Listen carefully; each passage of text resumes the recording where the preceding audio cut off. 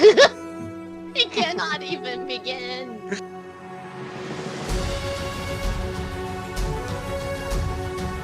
Hello, everybody, and welcome back to another episode of the Cantina Club's Outer Rim. In this episode, we're going to discuss the final episode ever of Game of Thrones, episode 6 of season 8. So we'll be right back to get right into everything. Don't go away.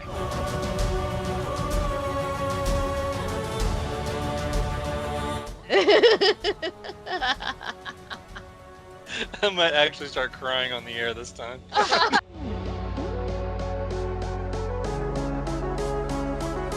What did I put in that message? I'll take the final death of all things epic for 400 Alex or whatever. Yes.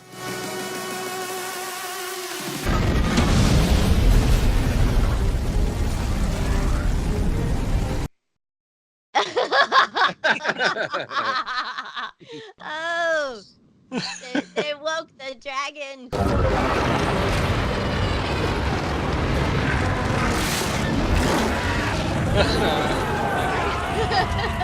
They woke the dragon. The dragon Traitarian. Criterion. Traitarian. Traitarian. Most dreaded of them all. The passive-aggressive dragon. He slept beneath Dragonstone for 8 long years. Yes, I'm the one that was sleeping there. Now I've been awakened.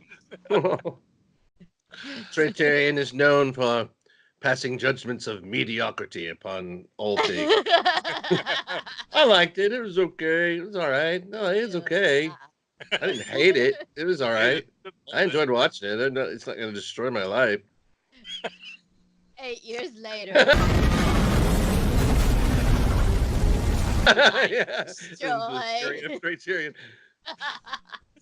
Life no longer has meaning.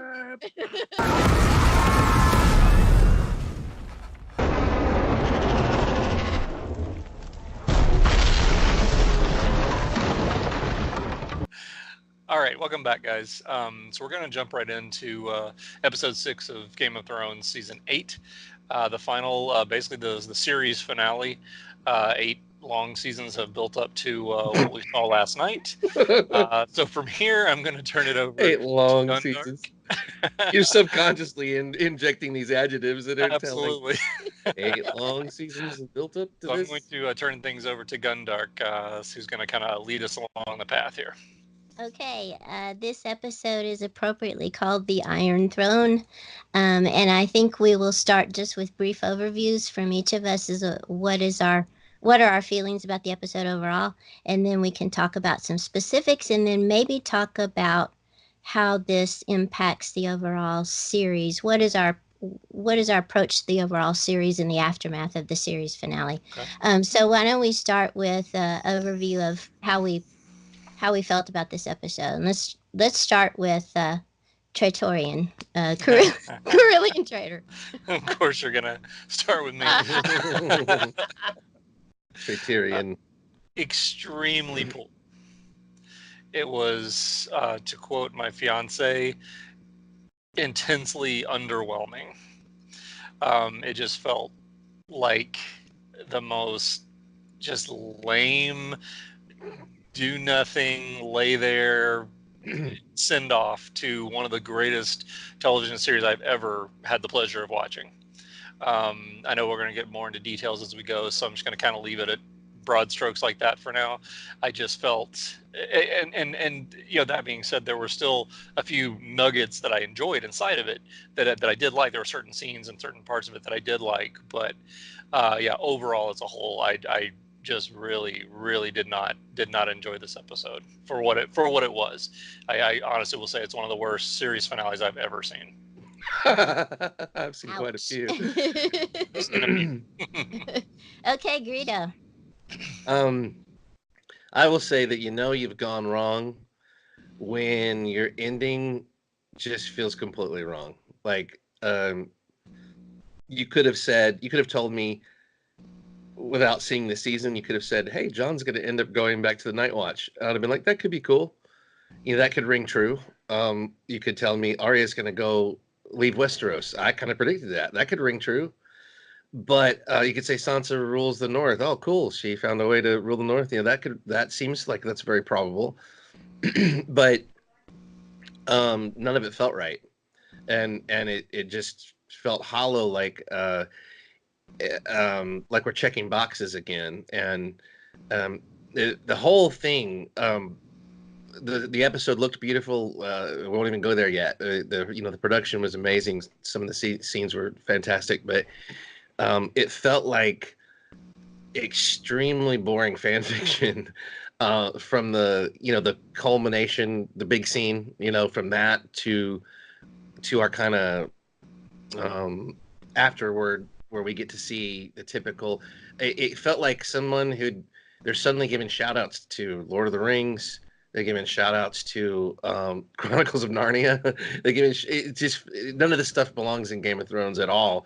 And it felt really, you just know you're in a bad place when you're seeing your characters going places they probably should go, and it just doesn't feel right. It's like not a single one of them felt right or true to me. So yeah.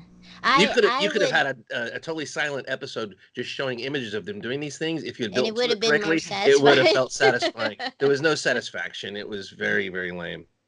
I would agree with you that there were actually things that I liked in theory about the overall conclusion. The broad strokes of how they ended the story, I didn't have a lot of problems with. There were some things that I might have disagreed with, but not overall. But I think it's where it failed was in execution. That there wasn't the development that was needed to take us to all of those spots. And what I felt like was like I was reading the cliff notes of Hamlet instead of getting to see the play on stage or screen. So it was like I was getting an outline of how it should end. And the cliff notes of the study guides, you had those little paragraphs that summarize a character, in one paragraph and tell their whole story arcs in one paragraph, or you have the little plot summary. I felt like that was all I was getting. And then you don't have all the emotional investment that you've put in the seasons aren't paying off. You felt like it was just the outline of what they meant to do. Exactly. Yes, it was the outline, and I didn't agree with. I agree with most of it in theory for the outline, but that's all I got. It was a slow, boring outline, though. I just got the outline seemed to dwell a lot on Tyrion walking places, Jon walking places, and people staring at things. So why don't we move on and talk about the details of the episode? And of course, the first part deals with the end of Daenerys' story arc. So why don't we start with that first half of the episode, and then the second half is the aftermath. Do you guys have anything you want to say about the aftermath of the burning of King's Landing before we get to the climactic confrontation between Jon and Dany?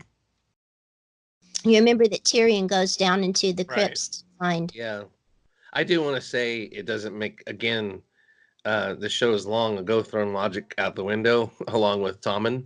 But the timing of all that makes no sense because it picks up right where they left off unless they're entering the city again several days later in the same exact poses they were in with the same people.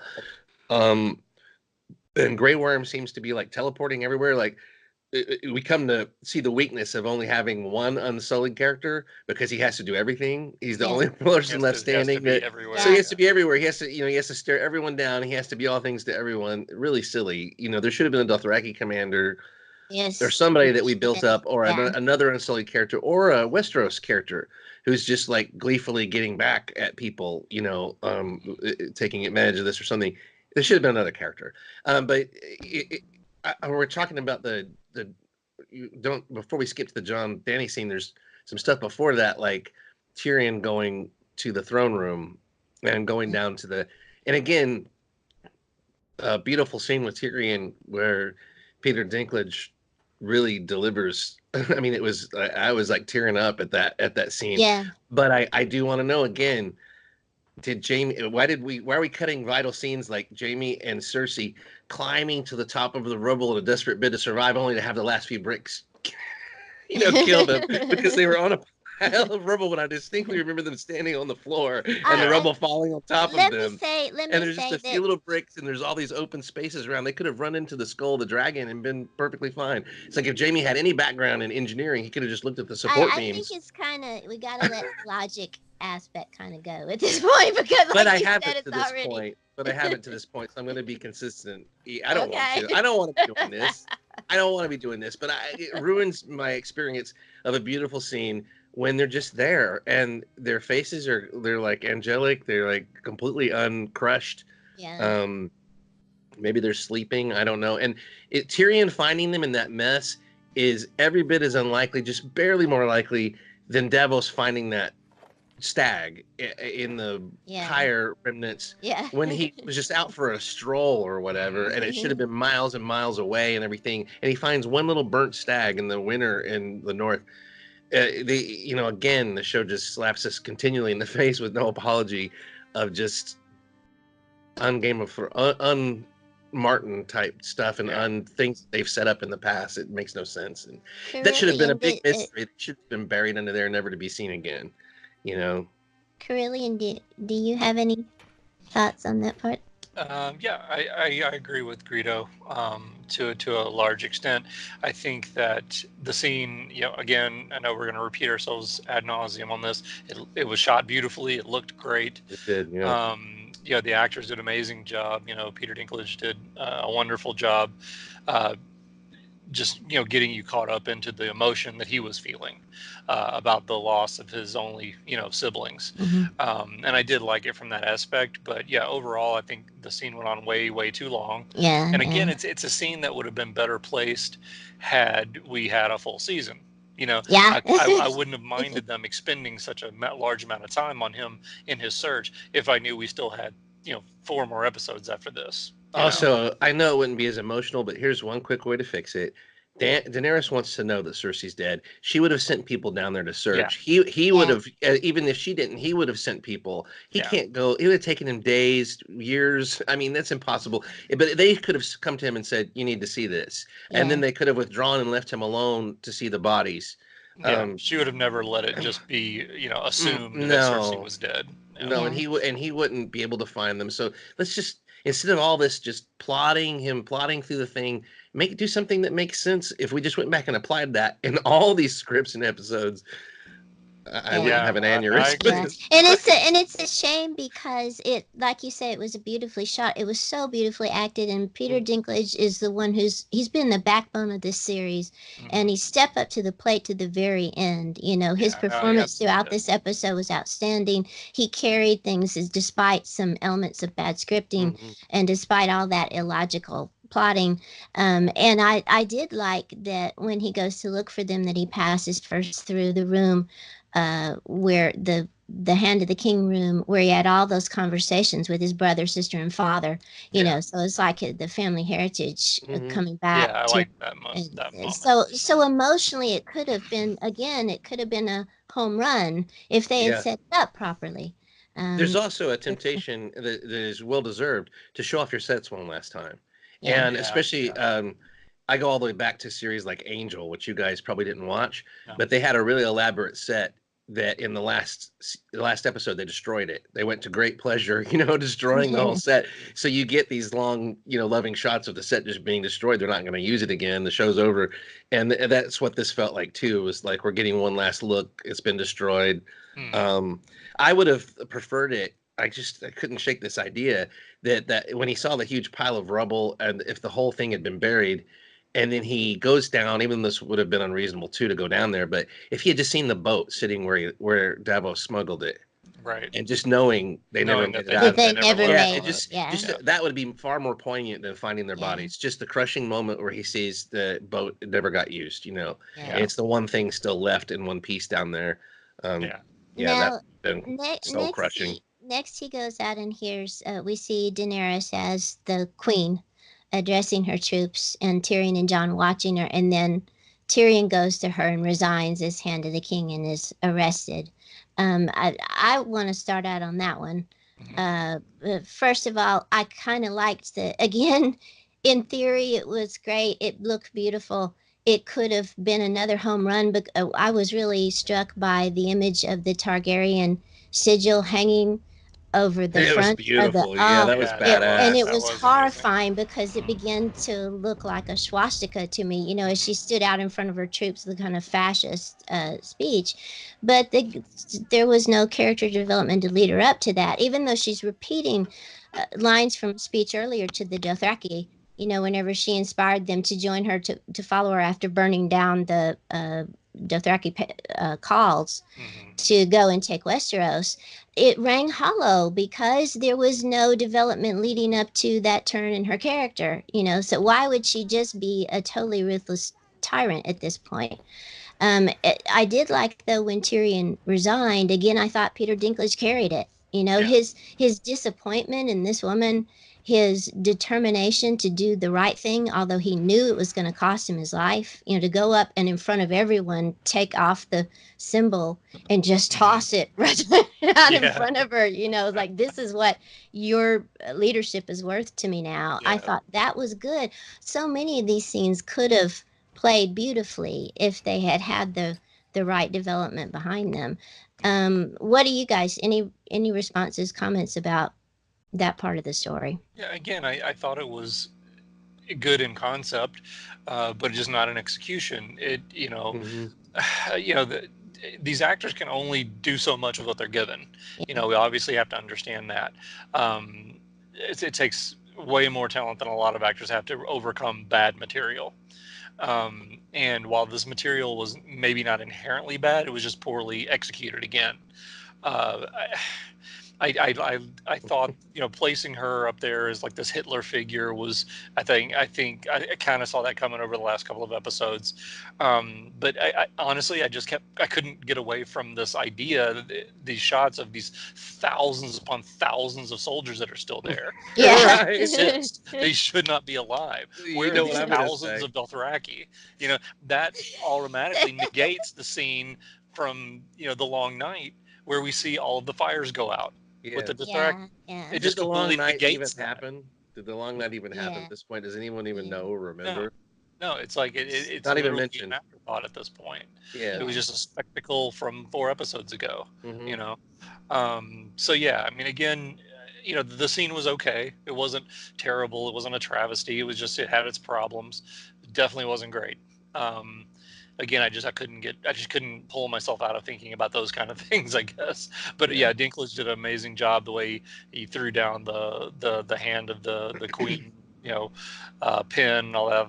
That was really well done. So still a miss. Yeah, my thoughts.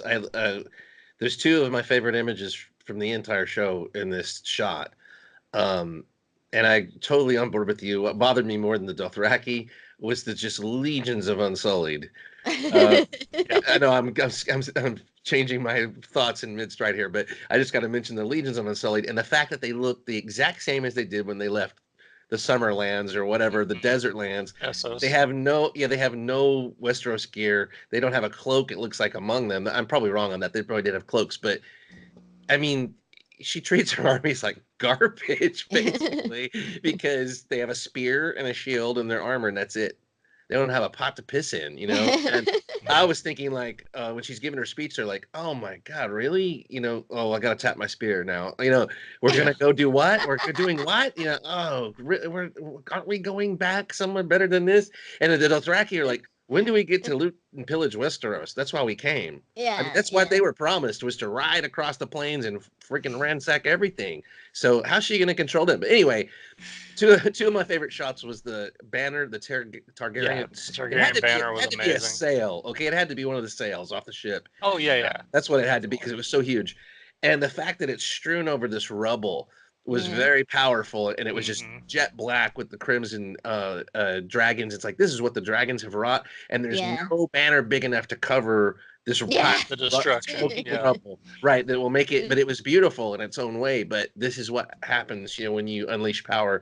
And the shot, that was one of my favorite shots. Number one, but my absolute's going to go down as one of my favorites is when Dany walks down that corridor to the top of the steps, and Drogon pulls his wings. Yeah. So in the way it was shot, it looked like she had the wings. Yeah, I've seen this in vampire movies, and it's been done before. It's not an original shot, but it did take my breath away in that. It was Yeah. very, very cool looking. And Yeah. it was a perfect illustration of how this is it. She is Drogon, Drogon is her, and Mhm. there's not much human left. She had perspective of a dragon now, which is, the world is my treasure trove, and I'm going to hoard it, and I'm going to slaughter and burn anyone who disagrees. I don't believe that. Again, that whole scene to me was like fan fiction. I felt like we stepped fully into an alternate world. This is not this. I would have never ever picked this as the end of Game of Thrones in a million years, and it rings hollow to me and false. They were doing the best they could with it, but I didn't even feel a lot of conviction from some of the people. Tyrion aside, Mhm. it just kind of felt like we're killing time to get to the inevitable. I agree. There was Yeah. a lot of padding this out. Yeah. Yeah. So, but beautiful, like one of the most beautiful scenes you'll ever see is mhm. that whole sequence where she gives her speech.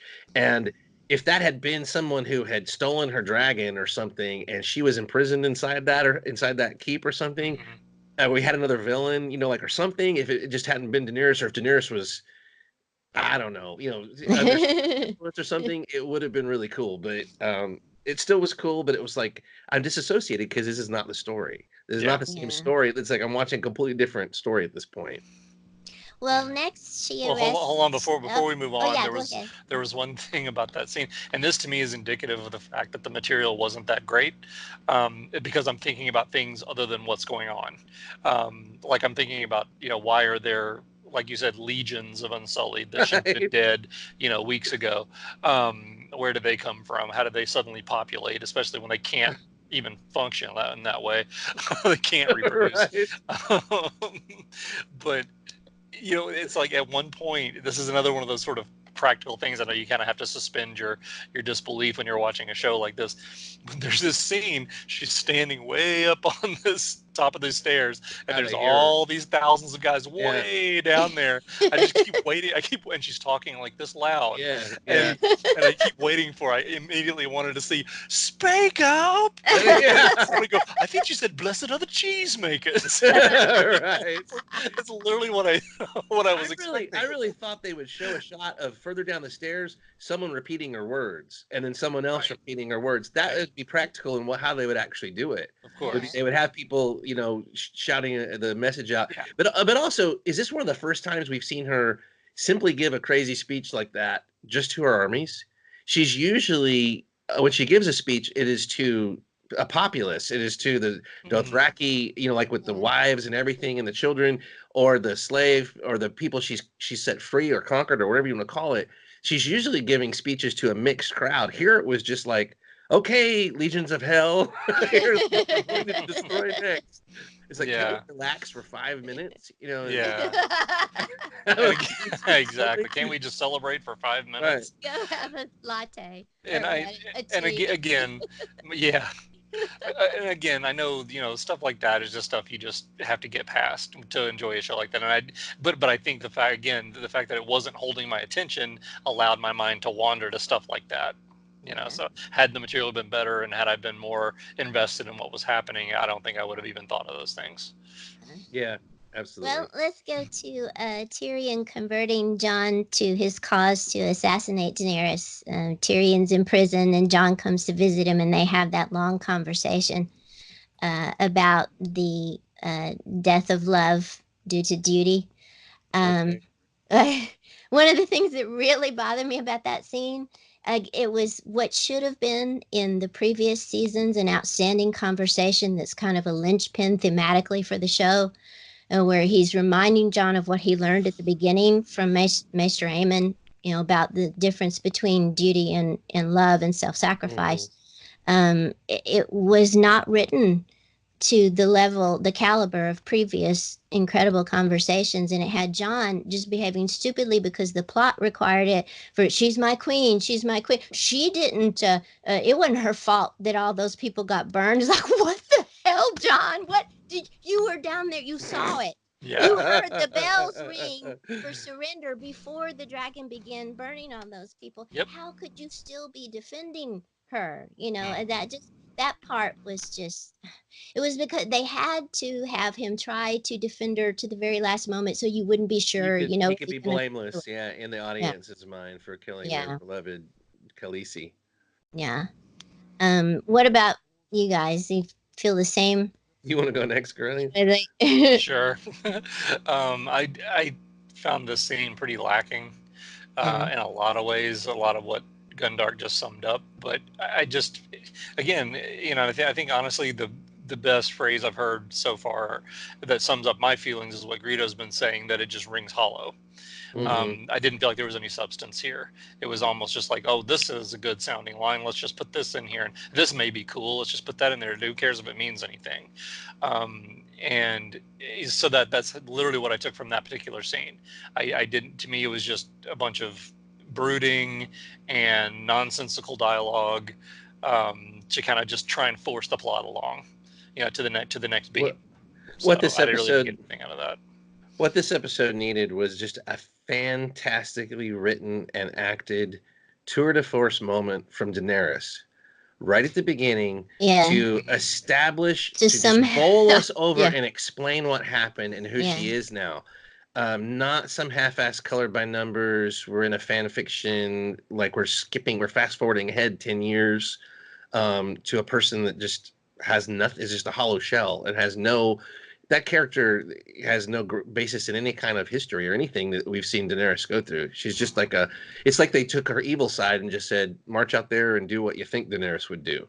And the evil side has no conscience, no good side. I mean, it was like a mirror universe from Star Trek or something. She needed a goatee, but if they had had a truly powerful epic where she just tore the throat out of the scene, we would maybe it would have been worth it. And but anyway, we never saw a whiff of that. And the scene with Tyrion and John should have never happened because again, how John dumb are shouldn't have all been these allowed there. characters? Yeah, No, he would have never been. Plus, you never would have been allowed to Varys is go there. dragged out of his chamber and burnt immediately. Tyrion has what? Why are they waiting? Yeah, Why do they have him in a little room with the Unsullied outside? This guy is very resourceful. He's lived over and over again. I mean, Daenerys had no intention of sparing him. She never for a moment even blinked at the idea. So why wouldn't she just do it right then? Especially, why would she allow John? I mean, they're just keystone cops of every single plot point. Just people being allowed to go wherever the hell they please, like Bronn with the crossbow, Tyrion going in to see Jaime over and over and over again. yeah, yeah. It's insulting. There wasn't a reason for it other than plot. That we had to turn John against seeing Dany. These characters together, but once again, we're reminded that John is just a hollow shell of what he used to be. He was like coming to a battle of wits completely unarmed. He had nothing. He had nothing in that scene. He just has the same pained look on his face. He's always the last to know. He's always the last to accept everything. Except for his one, mission that he was passionate about. Yeah, when I think back about what you said about Hardhome, what was that back in season 5, 6? He was a leader in that episode. Yes, he was. They've really dumbed him down. He had nothing in to these do. last They episodes. just totally took away any agency that character had, and just made him a tag along. And they're making a callback in that scene to the wonderful conversations they had together at the wall when they first met, where they introduced the concept of cripples, bastards, and broken things needing to rise, to take a place in the power structure of the world, and they're commiserating with each other. And so that final conversation should have just been, it should have been the thematic backbone of the series. And I want to say, I'm tired of the callbacks. Every single thing, the only good thing we have to say and the good thing people have to say about things is, remember this, they're mirroring this. Well, why, if you're just going to make 5 years of something and then make 5 more years just redoing the same scenes again, just remembering and it. This is more significant now because it reminds you of when we did it the first time. No, it's not more significant. It needs to stand on its own. We need to see why these characters are in a different position, how they've developed, and why they're doing things differently now or whatever. And John is a shambles. He's just he's a shambles of a human being. Well, why don't we go then to the final confrontation between John and Dany? Okay. If you call it that. Huh? If you call it that. Yeah, whatever. I'll let Curly and take it. This scene I didn't have as much of a problem with. It wasn't great, of course, but I did like. I mean, I think I just loved the outcome. Probably gave me I gave the C a pass just because we finally got the death we wanted with getting rid of her, and I saw it coming. And honestly, when it was coming, I felt that one of two things is about to happen here. He's either going to stab her, which ultimately happened, or he's stalling long enough for Arya to come up from behind her. Right. Stark sandwich. which would have been way too much of a repeat of the Night King, of course. But Then we could have seen if Arya screams every time she jumps in from behind. Yeah. So That's right. overall, I thought the scene looked good. I love the Drogon's reaction. I gotta say that. I love the fact that that they had such a connection that he could feel that something was wrong, and he came to to see what was her aid, realizing it's too late, and his reaction was to melt the Iron Throne. Yeah.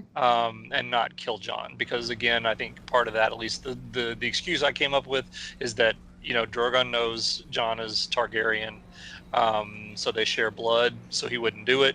He melted the Iron Throne, which to me was him finishing Daenerys's work, breaking the wheel, by eliminating the throne. Not that actually obviously tears down the infrastructure of kings and queens and all that, but it symbolically breaks the wheel. And then him picking her up and flying away with her. I thought all that was well done. To me, it was one of the highlights of the episode. One of the few things that kind of somewhat salvaged a little bit of it for me. Yeah. Greedo. Yeah, beautiful scene again. I have absolutely no use for the stupid stabbing sound when they're kissing and ka-chunk, just to let the audience know that someone has been alert, someone has been stabbed. Now wait a good 10 seconds before where they're both acting stabbed slightly so we can see exactly who was really stabbed. I mean, come on, really? That's the best you've got. Someone needs to do a montage of all the millions of times that has been done. What an unoriginal way to go out. Is the penultimate symbol. And again, what happened to Daenerys? If you're going to be a terrorist, tyrannical leader, at least be smart. She's the same woman that thought her way and used her abilities, like her fireproofing or whatever, to outsmart men and get. And she always, when she was alone or had to rely on her own wits, they were there. She just completely witless all of a sudden. Like, I'm going to let this guy. I've been threatening his sisters and stuff. I'm gonna let this guy just come up and walk alone into here and grab me, and I'm gonna talk crazy to him, even though I've never done this before in my entire life. I'm gonna expect him to just accept it and not do anything. And this is the guy that she knows. She said, she even said, "You've always known what the good thing to do is." It's another one of those things where, oh look, some little bit of sanity, and Dany's giving him permission. Please put me out of my misery or whatever. You know what the right thing to do is. It's like Old Yeller or something. And Jon's pained expression, but absolute lack of any tears. Okay, whatever. Very, very. It just shows you how rushed the whole thing was. It's like, goodbye, me queen, me girlfriend of a couple of weeks. Too bad you went crazy, hysterical woman on me. It's the stereotypical crazy ex-girlfriend stalking the dude that he has to get rid of her. It's horrible. But the ka-chunk just drives me crazy. Just ka-chunk, they're kissing and ka-chunk. It's like, oh, for crying out loud. Just like when they draw swords and they go shing, shing, shing, shing all over the place. Not a single sword in history has ever made that sound. But anyway, the other thing I wanted to say was Drogon climbing over the rubble before you could see him, you could hear him coming. That gave me chills a little bit because I thought maybe Jon's gonna face his end here, which I was so I was so ready, for that. Drogon's my hero. It's like, even though he murdered all those kids and stuff, he's still my hero if he had taken out Jon. And I did cheer repeatedly while the Iron Throne was burning. You could say, what does Drogon know? He's a dumb beast. Why did he burn the throne? But they tried to make it look like he was just venting and he was burning anything in his path, and the throne resisted, so he concentrated on it and burned it into slag. But I think I always thought the dragons might have a little more intelligence than they're given credit for. Yeah. Also, you got to remember that Game of Thrones lore is that King's blood has power, right? Yeah. Jon has king's blood, and he has the blood of royal families, more than one royal family in him. I think Drogon can smell that stuff. Yeah. And who knows? I mean, there's not gonna, God forbid, there's a sequel, but Drogon might be preserving that or something. There's very little magic left now. There's only one dragon left. Who knows what Drogon is thinking? He may be responding like, now I'm free from my Khaleesi's wishes. I can go do my dragony stuff. Yeah. My instincts have been driving me to go back home and find a mate or whatever. Maybe he'll go find a mate and create more dragons or something. Yeah. I really liked the burning of the Iron Throne too, and I thought that was going to happen, and I thought the way that it was executed was cool. And the music was great. Yes, the music for the whole episode was pretty darn good. Yeah. Well, let me say something about Daenerys to address a viewer of ours that I talked with today. We texted each other back and forth as been viewing our podcast, and she's a big fan of Game of Thrones, and for her, the female characters were the big disappointment with the series, and especially the treatment of Daenerys. That, like everyone seems to agree, that her transformation, even if you agree that she could have become the tyrant, that it was much too rushed, and therefore it didn't work at all. But I wanted to read something that she wrote me, which I thought was really interesting. She said that even though that transformation was too rushed, that Daenerys, these are her words, Daenerys made me consider my biases in a way that I hadn't before. Tyrion's monologue about no one complaining when she killed bad men really made me reflect on how I saw her through the seasons. Where I think people read this too much just as this uncomplicated story of female empowerment, and then they were angry, whenever you begin to get hints that she was flawed and could misuse her power. And I replied to her, that I think that was kind of a blindness in a lot of viewers who were all the fans of Dany, not wanting to admit that she was headed in a tyrannous direction. And she said that she would have liked to see Dany acknowledge her flaws, come to the point where she recognized the bad path she was headed down. Because, again, these are her words, so many women characters are discounted because of their flaws or expected to be flawless, and it would have been an incredible TV moment to see a woman monarch exist as a whole fallible ruler. And so for her, she said, that's my biggest criticism of Game of Thrones. We only saw Sansa and Arya rise to reasonable power and happiness through trauma and self-preservation. And instead, with the queens, we just get two villainous queens, and then we get who end in stereotypical ways in the arms of the men they love or whatever.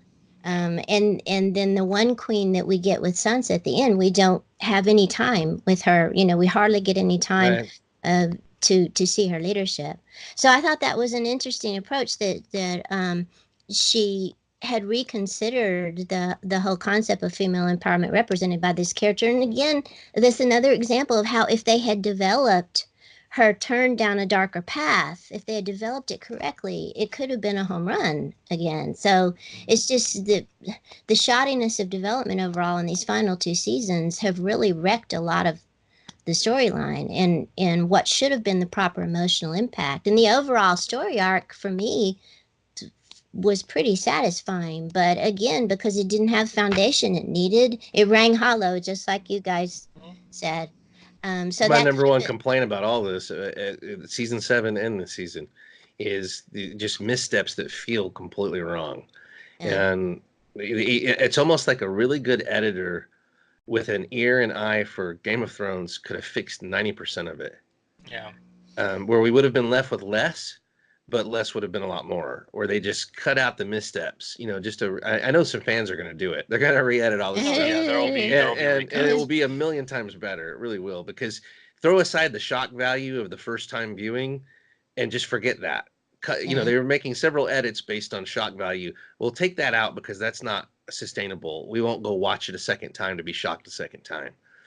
The Red Wedding's an exception, but that was shocking no matter how many times you watched it. But you know what I mean. When it has no depth and no payoff, cut the shock value and re-edit it to where it makes sense, and where we're not just scratching our heads in frustration, wondering what the heck's going on. But thank you to your friend viewer there for those comments. Those are very Yes. Yeah, absolutely. thoughtful and thought-provoking. And I want to say I never saw Daenerys specifically as female empowerment because I read the books first, and I don't think of characters with specific male-female arcs. I just accept them for what they are.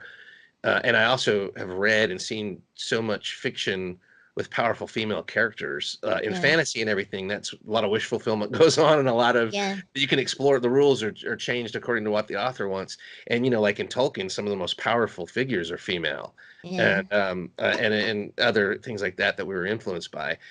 Villains, heroes, everything. So the gender thing, I never really thought about it, but I can understand somebody with a completely different perspective and a female watching that, getting that from it. But I do want to say I disagree with Tyrion. Nothing unusual here for the last 2 seasons. I think all of that was well deserved. I really don't think she ever did anything unprovoked or unreasonable, even to the horrible stuff, because this is a horrible world they live in, and you have to communicate at the level that people expect. When you don't, they don't respect you. And when you have a higher goal, sometimes it's the old thing of you got to break some eggs to make an omelet.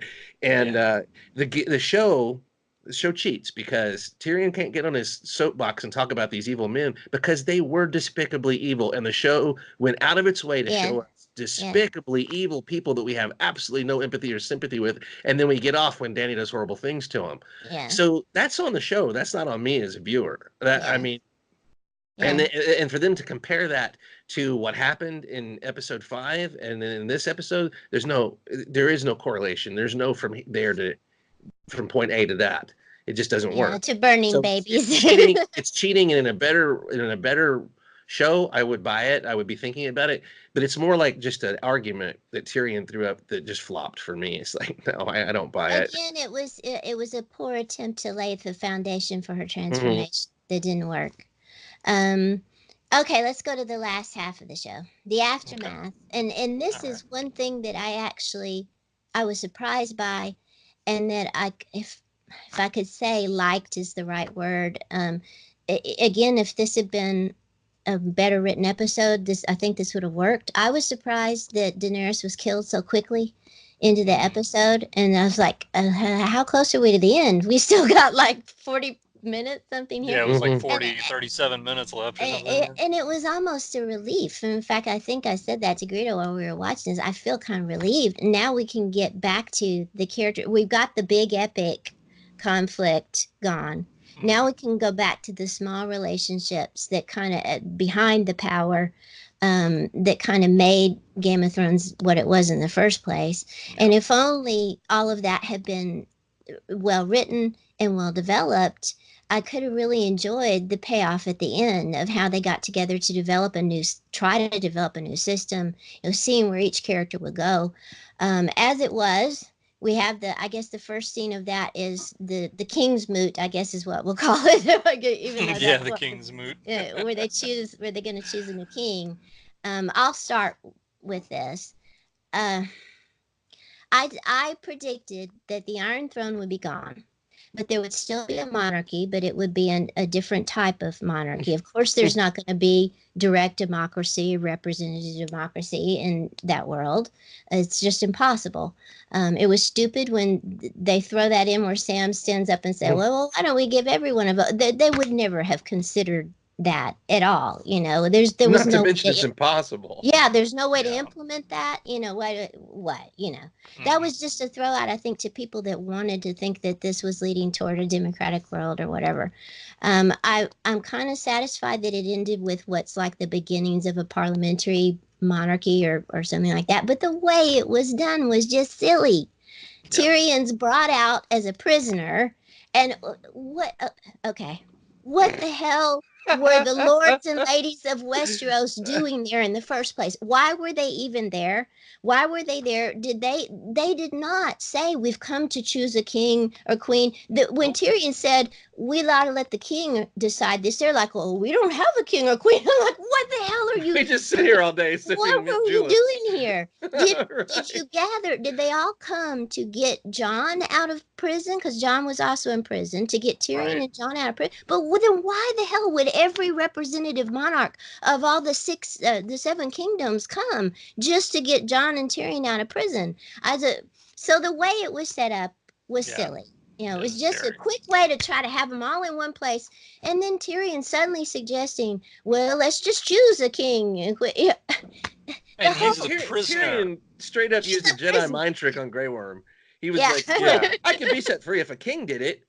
And Grey Worm was like, well, choose your king then. It's like... He just straight up just Jedi mind trick Grey Worm. Grey Worm should have just skewered Tyrion, just been stabbing him. You guys make up your mind. I'll be stabbing this dwarf until he stops moving. There are precedents for this in Martin's work, where they would call a council when there was a problem of succession of the lords and ladies of the realm to vote upon the succession. So they could have done something just very easily, where they get them all together in some way that made sense. So that was another of those. And here, normally, and how did you get them there that fast? Again, like Yara comes from wherever she was, the Iron Islands, and everybody came from all points. River Run from it was. Sansa I from think Winterfell. even Tyrion alluded to it had been a few weeks. Well, they made his beard longer. The beard was bushier, and it had definitely been. It wasn't like 10 minutes later suddenly everybody's there. But that's the problem with the show, is they never give you any identification or feeling of being rooted. And that's very true. Okay, that's very true. But that's the trouble with a lot of visual media. It's hard to impart the passage of time. It's hard to really show that without being just blatantly obvious and putting up a sign 3 weeks later. I think we can assume they were summoned there to try to come up with some kind of peace treaty with the Unsullied and the Dothraki or whatever. Because the Dothraki are turned loose, they're going to roll all over Westeros and just slaughter what's left of the peasantry, because that's what they do. And you got to get them on a ship. You got to get them the hell out of here. Okay, that makes more sense to me. What do you make about the Czechs actually choosing the king and the choice of Bran? I want to say one thing about all of this, about the whole Kingsmoot thing and the scenes following it. Straight trash, garbage. Everything from the moment Dany is killed, pretty much, and flies off with the moment Drogon leaves, I have all my interest left with him, and everyone left is a bumbling fucking idiot. Every single person in Westeros, they're going to descend into the idiocracy because all the smart people are fucking dead, and there's nothing but idiots left, and it's garbage, man. Everything from that point on, except the music and the costumes and the visuals. All that stuff. It's a given. That's fantastic. But in service to just stupidity, rampant stupidity, it's the sixth kingdom. Okay, Carillion traitor, you don't bend the knee to Bran Stark. Evidently. Absolutely not. Why not? There is no reason in the world that he would be king. It defies all logic that they've tried to impart to us so far. He is ascended beyond this human existence to be this three-eyed raven.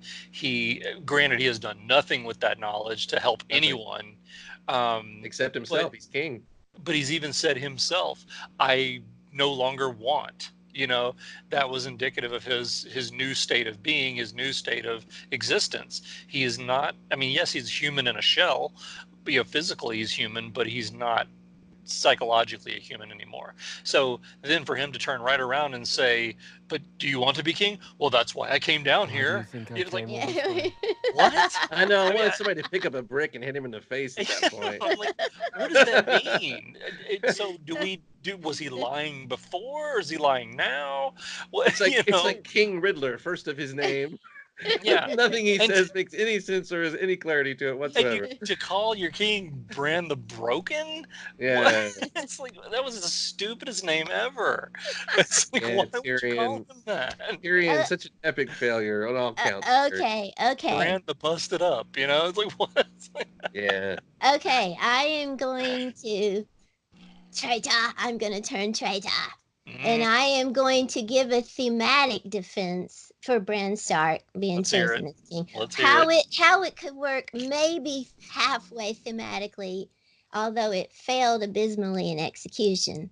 Okay, the idea about him being the repository of their history, if he were actually someone who used that knowledge in the past episodes, if we saw him developing relationships and intervening to change things for the better, with that knowledge, if we actually heard what he told Tyrion when they sat down together in Winterfell, about his experience, if we could have some sense that he might be able to use that to the betterment of that world, I could maybe buy the argument that as a repository of history, he might be good at leading them in not repeating their mistakes, because that's been a good bit of what this series is about, is just this repetitive cycle, of these conflicts. Okay. So that's one aspect, but it hadn't been developed. So he'll just warg away. Yeah. And he's going to do that at the end. He was going to warg away, and I'll find the dragon for you, and you go on governing. Yeah, and you rule the kingdom. I'm going to go find the dragon. It's like, what?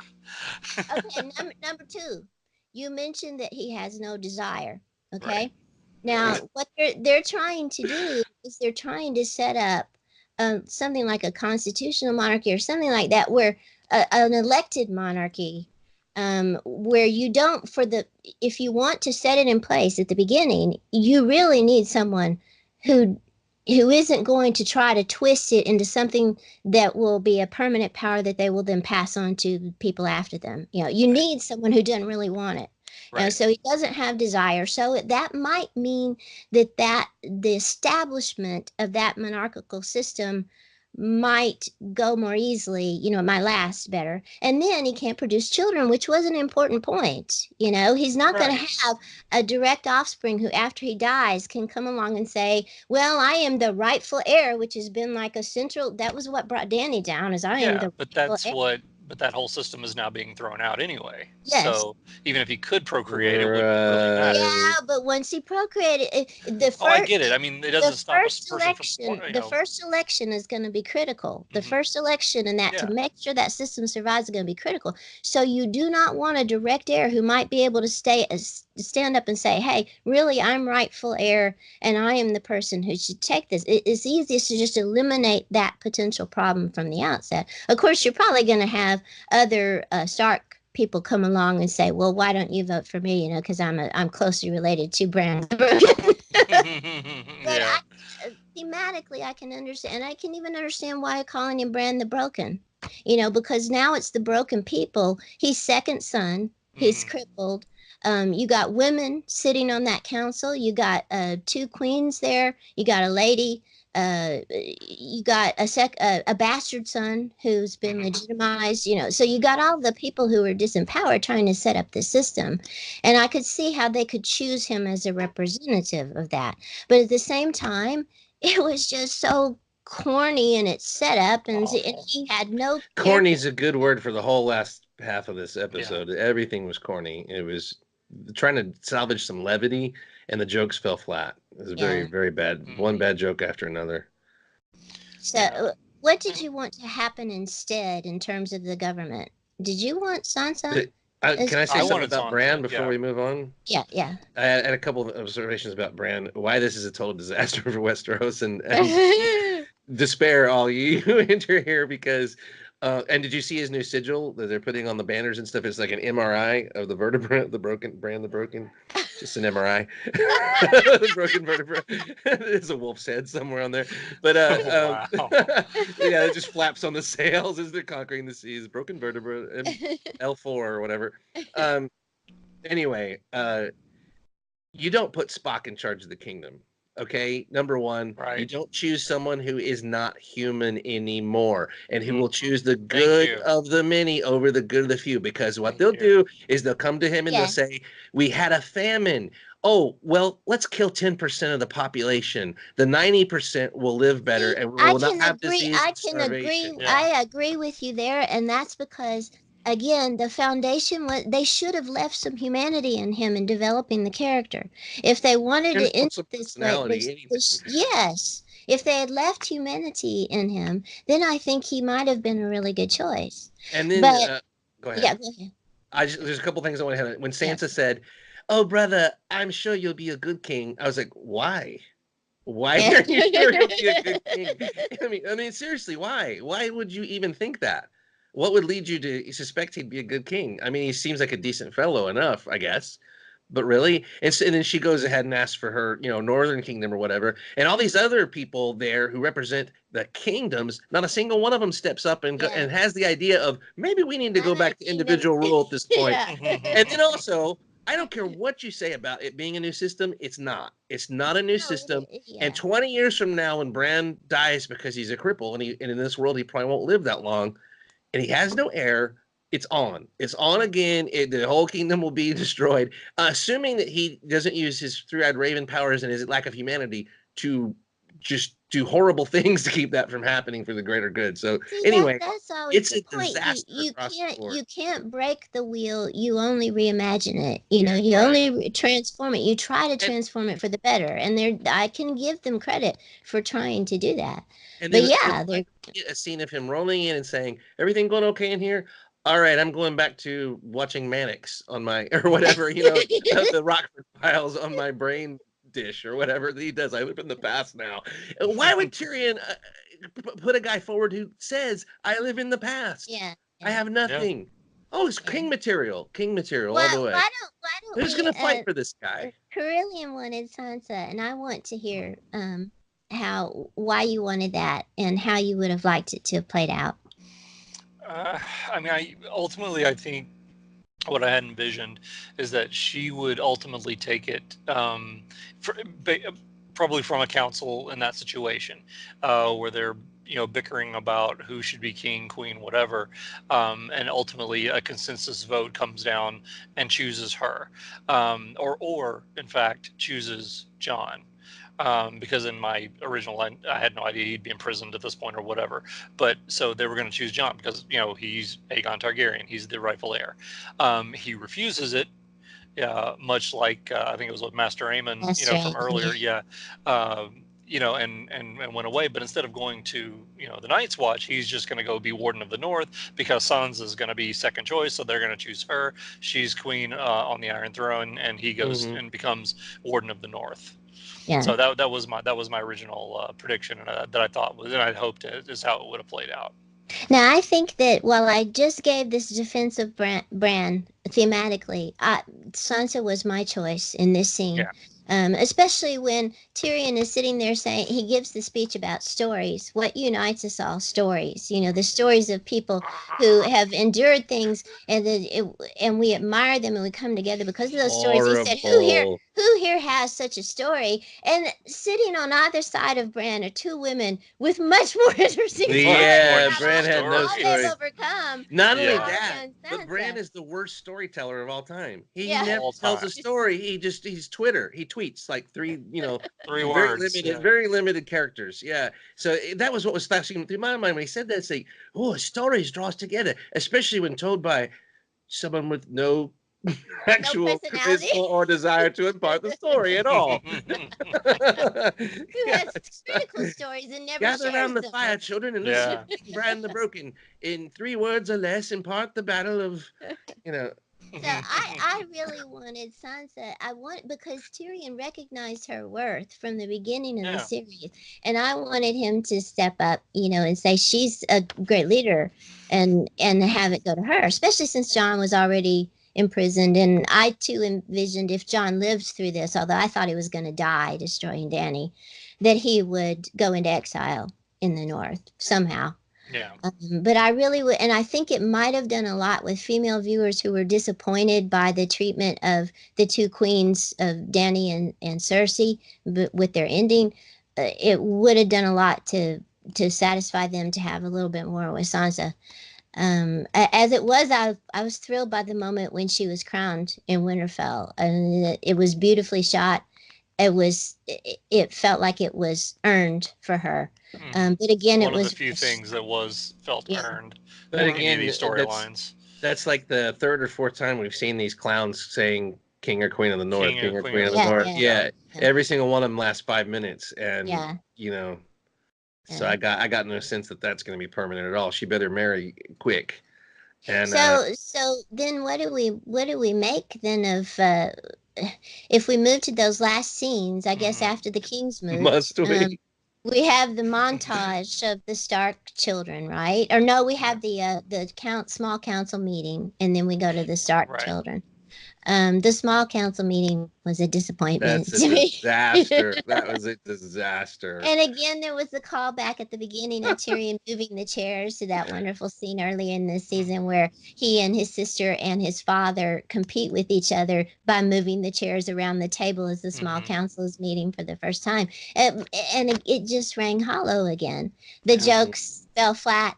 Everyone was played. This was a point where, for me, it was odd because everyone was put in everyone was put in a happily ever after ending spot. You have Sam is somehow a archmaester or maester, even though he didn't complete his education at the Citadel. You got I liked seeing Brienne as the head of the Kingsguard, which I think might have been logical, but Bronn is the master of coin. Yeah, what did he? How did he earn any place? Yeah, you got Sir Davos sitting right there. Yeah. Sir Davos sitting right there. I'm sorry, that's your master of coin. Finally put an honest man in charge who knows how to ration and get things done in wartime and stuff and has wisdom. Excellent. No, give it to Bronn, the greediest mother that's ever been. Ever been on the show, yeah. They were really forcing that to try to give this, like you said, kind of fan fiction-y glow to those, as we say goodbye to those characters. I did like the moment when Brienne was filling out Jaime's history in the book. That was the best moment in the second half, of the show. The one thing I would have liked is forgot about that. Ended by flipping over the page and writing Sir Brienne of Tarth as the next page, where her own history it could be. Podrick probably did that. I think you're not supposed to write your own, so Podrick probably did that. Although I guess the master's supposed to do it, right? The head of the knights, but you probably don't do your own though. Yeah. But I did like that moment. But then the silly moment of Song of Ice and Fire, Sam bringing up the tome, even though I know Carillion mentioned earlier he wanted a moment kind of like a Sam at the end being the recorder. But that is not what I had in mind. Yeah. But I did want it to ultimately be, Sam telling the story, which we didn't necessarily get, but not like that. The execution, failure in the execution. So poor. Yeah.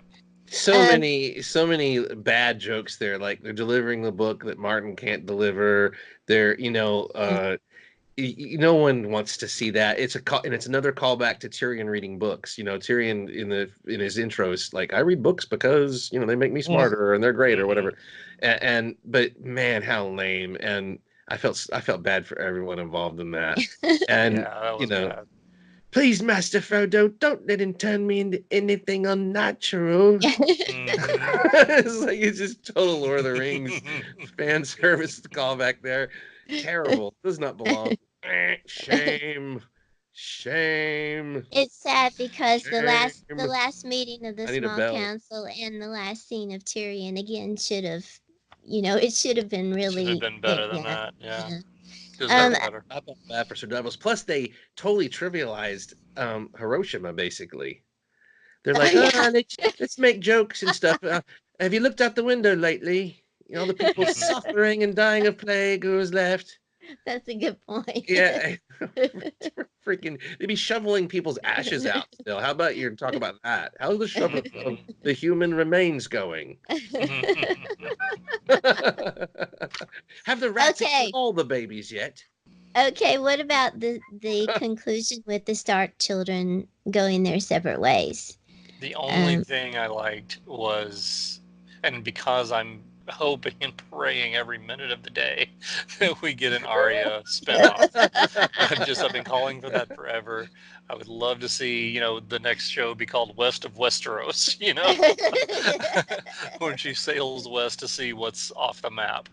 And we just get her basically almost like an old throwback to 1970s Kung Fu, where she's just wandering around, and just taking care of business, as it were, wherever it needs to be. She'd be almost like the Westerosi Batman or something, She could pick up with people like the Hound, pair up with cool characters. Exactly. Exactly. So, I hope that's what happens. I thought it was interesting too that she is sailing into the unknown with the, huge Stark banner, on the, sigil on the sail. So I'm definitely not hiding who she is and what she represents. But I did like her. So again, looking back retrospectively for this season, she is absolutely the MVP in my book for this season. She has literally saved some of the only savable moments in the season have been her. Yeah. And she's that one that when she shows up on screen, I perk up. Yeah. You're like, oh, it's getting better, because she's on screen, and this is going to be good. So, and to that point, she never let me down. I thought that character never let me down. I love the moment when she said goodbye to John and she actually cried. Mm-hmm. That was the one moment where, again, like we said last time with Tyrion and Jaime saying goodbye, where I felt like it's ending, and to see those two siblings who have been so close, Right. and one who had been so hardened by what she went through, showing her real love for her brother, was a moving moment. What did you make about the fates of Sansa and John? The last two scenes where they have the montage of them going off in their various directions, John heading north, Sansa becomes Queen of Winterfell. Greedo, you said that when she became Queen of Winterfell, you got all the Yahoos shouting Queen in the North again. You didn't buy it? No, not really. No, it was cool to see her get the little circlet on, and she looks regal enough, I guess. But I really don't know how she's qualified other than by birth. She did pull that one maneuver where she brought the lords in the cavalry in to bail out the Battle of the Bastards, and she deserves a lot of credit for that. But again, I don't know why any of these people are going to necessarily be a good ruler, because they haven't shown it. They rushed all this so much that. But yeah, these guys just getting all frothing at the mouth about their independence. I guess they're supposed to be like Scotland or something, freedom. But it's just getting a little old. It's like they never seem to get enough of declaring their independence by bending the knee to their own ruler as opposed to some other ruler. But I'm probably talking too much. But Carillion, you had wanted John to. You thought that John would abdicate if he were offered the throne and go north. Were you satisfied with his ending in this series? Not at all. Why not? Yeah, me neither. I just, again, none of it rang true to me. Okay, so he's on the Knight's Guard. Why do we have a Knight's Guard? Yeah. There is no, the Wildlings are basically acclimated to Westeros now, so they're not really a threat. There is no more Night King, so we don't assume there's any dead walking around anymore. Now we just got creepy Craster up there, with his daughter wives. That's the only thing up there. But that'll make a great spin-off show. Creepy Craster. But yeah, I just found it completely unsatisfying. He goes up there, and why are you being forced to go up there? Because what? Because Grey Worm said so. Grey Worm sailed away to who knows where, never to return. Right. You think that guy's coming back? No way. Why are you gonna enforce what he said? He was never in a place of power to make that, call anyway. So why do you have to go north, and why are you a part of an organization that basically doesn't need to exist anymore? Meaning the Night's Watch. All of it just made no sense. They didn't explain anything, and it felt empty. And then we got the filmed 3 days ago ghost scene, to placate the fans. Right. It's like, oh, everybody's so upset about this. Look, quick. Okay, Kit, can you come? Can you fly over here to Ireland so we can film this real quick? We got to get this in the scene so they'll leave us alone. That seemed like it was inserted, didn't it? It really did. It was inserted. It was completely fake and stupid. Yeah. It really, like, it was so bad. Oh, hey, good boy. I thought they'd go even further. I thought he'd ride out of the castle, and then Ghost would come running across, and they'd run to each other, and Ghost would jump on him, and they'd roll in the snow, and they would just go crazy, and they'd spend $1 million on the scene just to give a big F you to the fans. I really and then go on and on, like, go get it, boy. Go get it. It's 15 minutes. And they're tonguing each other and everything. Oh, your poor ear. Let me fix that for you. Good as new. It's grown back. Look, it's grown back. Guys, were you disturbed though by the CGI of that? Because it looked really cheap. Did you notice that? Because it was rushed. I almost guarantee that was lifted from earlier. I bet they used elements and they superimposed Kit Harington's face now onto some stuff that he's wearing the same costume forever, so they could have easily slipped that in along with all the snow cones and Starbucks Again, cups it's a thing where toilet paper rolls. There's no real Cell excuse for phones. not having more of Ghost, more of the direwolves throughout the past seasons. But HBO wanted them. It was fan fiction. It was like fans trying to rewrite the ending, and it was just lame as hell. HBO wanted to give them 10 seasons. They wanted to give them 10 episodes in each season. They could have used a little bit of that money to make a little bit of better CGI. Absolutely, they could have. Absolutely. What they should have done was Jon should have gone with Arya. He should have been banished from Westeros. Sending him north is like, don't throw me in that briar patch no matter what you do. It's like Brer Rabbit. He's putting him right where he wants to go. Don't send me where I want to go. Yeah. Which I understand Grey Worm would be like, yeah, that's a horrible punishment. That place is terrible. But he should have been banished and going to a whole new life, instead of this lame, we're back to square one. I hate when they reset characters and stuff. And and they're just leaving. Like the wildlings were given shelter in the southern lands and stuff, as to be part of the army and everything. That was part of the deal, and they're just abandoning it to go where, up to the Arctic again because they're Eskimos, or what's going on? When Tormund told Jon earlier, when he said goodbye to him earlier, that you have the North and you the true North. Yeah, I thought that Tormund, there gotta be wildlings who don't want to live south of the Wall, who want to be back up there, and they were driven. Yeah, well, I thought that they were going out to make a new life now that the White Walkers are gone in the place they really want to be, in their home. But you can understand how that just subverts everything that we've just been through. Yeah, I can. When you don't explain it, it just looks like Tormund speaks for the wildlings. You're not gonna. We don't belong here. Why the hell were you trying to invade then? Just to get away from the whites? Well, the whites have been around forever. So how you've been trying to invade forever? What? None of it makes sense. And so the Night Watch is now watching the one little piece of wall that's left, I guess. It was silly to call it Night's Watch at all. If they had created some new position like Warden of the North, someone who dealt with the wildlings, to me it would have made sense for Jon to go there, because he established that critical alliance in the first place, and they respect him. That if he's going to have a role to play in the future of their society, to actually serve but not be the rightful heir. That would make sense to me. And I do think there were people that were complaining about him not being crowned, him not being chosen as king. And why is he not stepping up? Because he's the rightful heir. Yeah. I don't want it. She's my queen. That's it. Steve McQueen, I don't want it. From the very beginning, they were grooming him to make something new work, a different kind of monarchy work. They have to have somebody who is the rightful heir, because they got the right parentage and everything, abdicate, turn aside, so that they can change that primogeniture element. And they were grooming him for that from the very beginning, because he thought, the story was, I guess plot-wise, because he thought he was a bastard.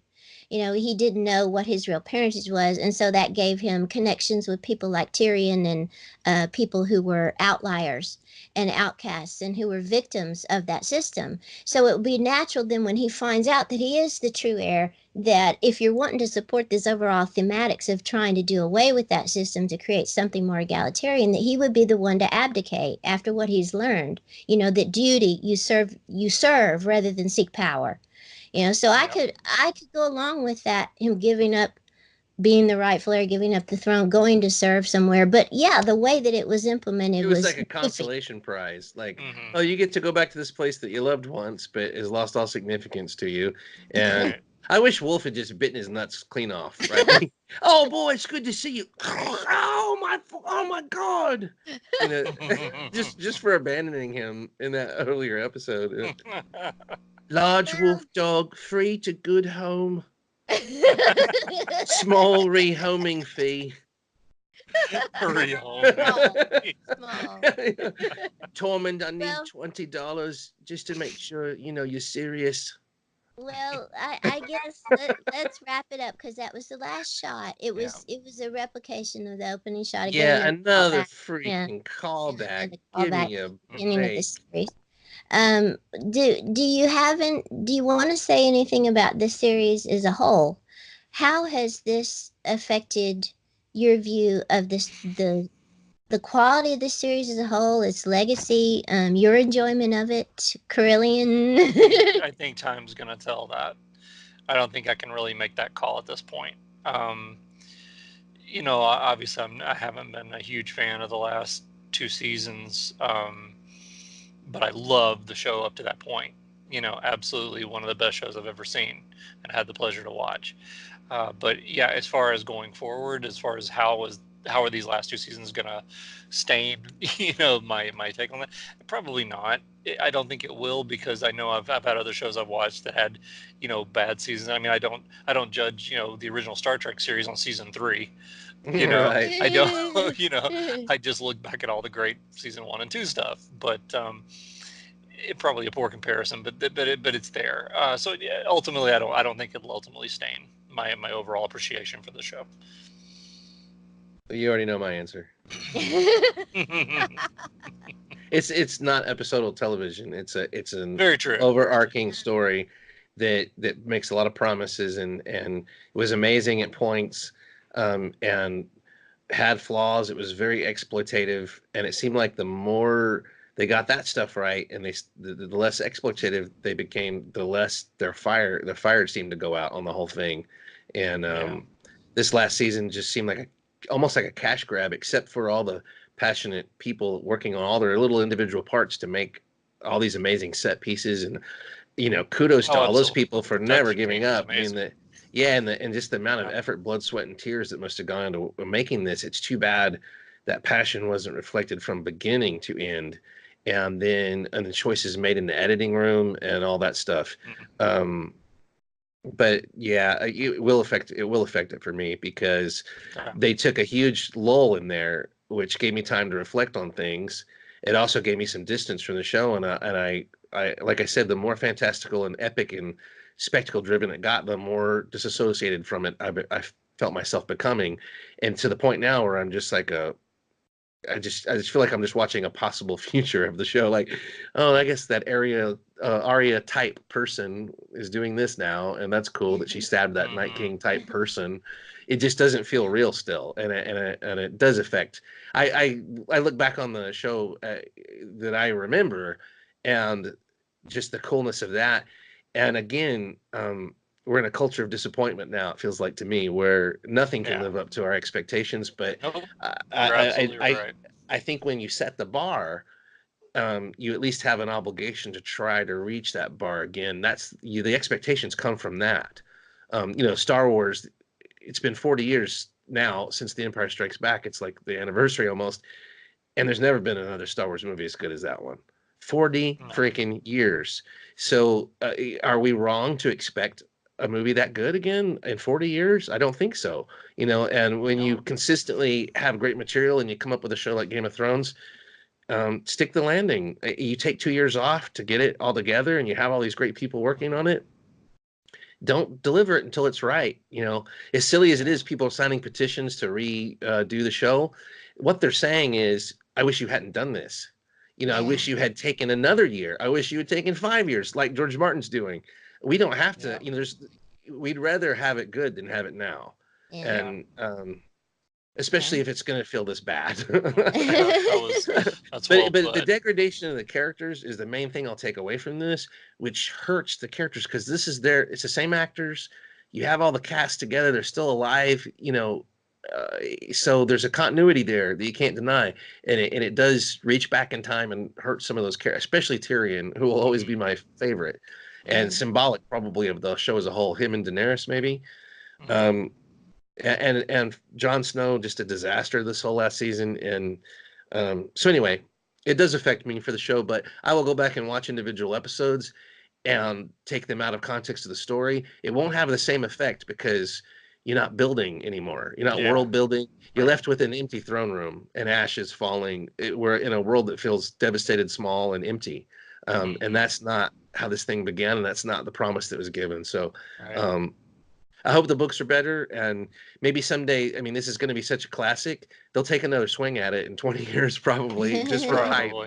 and but they'll never come close on the details in the beginning of this and everything in the first few years of this. They'll never come that close again. But anyway, I have to say that I don't regret taking the journey of this series one whit.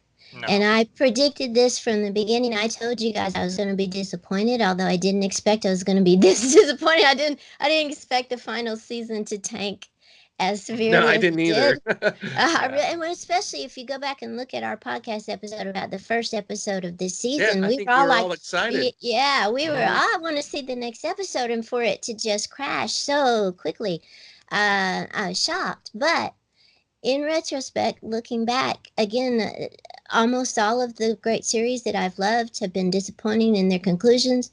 I was expecting from the beginning that a storyline that is this complex is going to be incredibly difficult to end in a even halfway satisfying manner. And I don't regret sharing this series with people that I could talk to about it, teaching it in class. You know, I don't regret the time spent with those characters, even though the characters were done disservice to in the conclusion of their story arcs.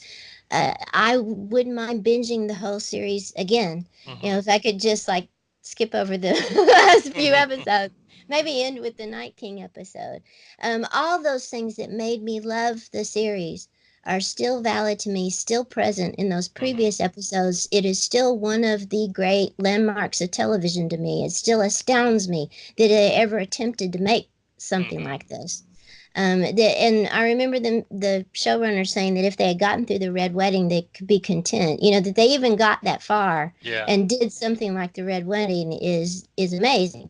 And I think it's also important culturally, and something we mentioned last time is a lot of the TV critics now are remarking on this in their summary reviews today of the whole series, is that this is like the last series that we may all share culturally, you know, as a nation, or an international cultural event where you're watching it week by week. Or everybody's watching it. Yeah, and then discussing. And I teach stories for a living, you know, I analyze and critique.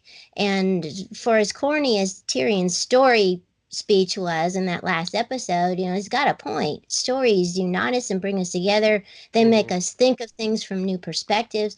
And I can't tell you how many wonderful think pieces I read from different writers and from my own students about important issues that were inspired by this show, you know. So for me, maybe it's because I've got this experience with long stories that I've read over years that I teach over and over again that are incredibly flawed, but that I can always find great beauty in or great value in.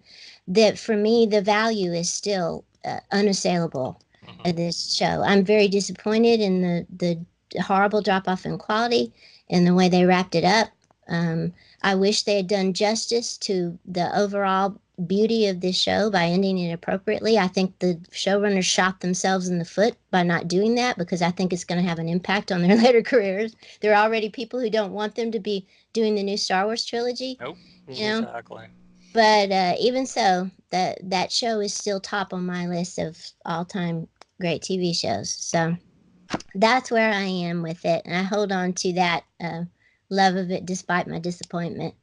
Anybody have any final things to say? This is our last episode on Game of Thrones, the last episode ever of Game of Thrones until spinoff series come. Yeah, exactly. Anything to wrap up?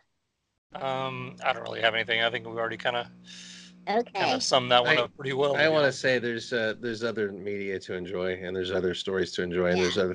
there's other things that if a show can't make it past 4, 5, 6 years without going tanking, maybe that's just the destiny of all these things. And there's things in their first and second year that are pretty brilliant that are going on all the time. And so there's other things to look at and enjoy, other creative people out there to enjoy the fruits of their labor. If this one fell flat, we're just in a period right here where some of the things we expect to deliver are just taking a big swing and a miss, and it's like the era of missed opportunities or something for me in a lot of ways. And I could have never predicted this when I picked up the book in I think I got it in the university bookstore or something, the first book, and I could have never predicted whatever 25 years later or however long it is that that this would be going on and everything. I just remember trying to get people to read it. Mhm. Nobody wanted to read it. I was like, you don't understand how friggin' amazing this is. I couldn't tell anybody anything about it because it would spoil it.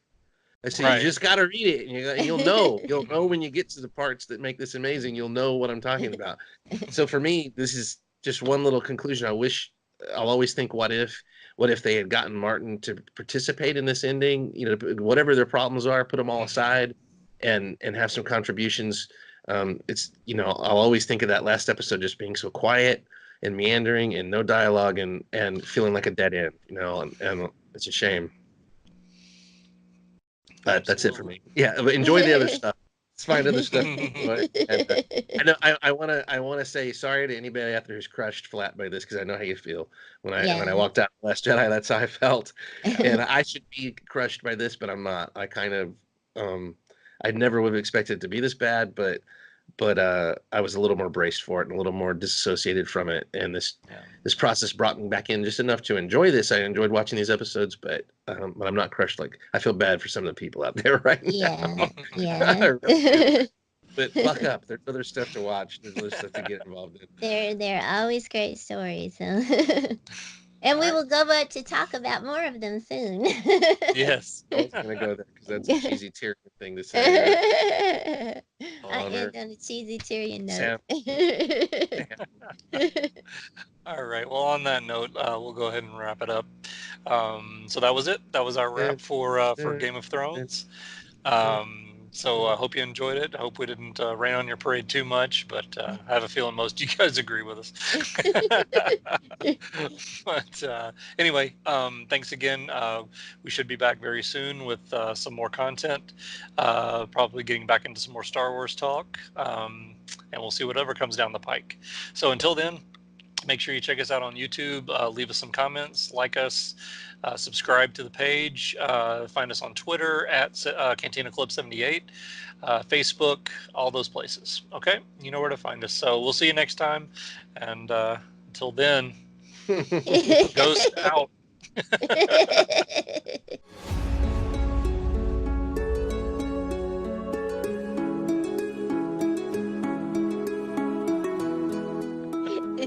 McQueen. I'm a dragon. Steve McQueen.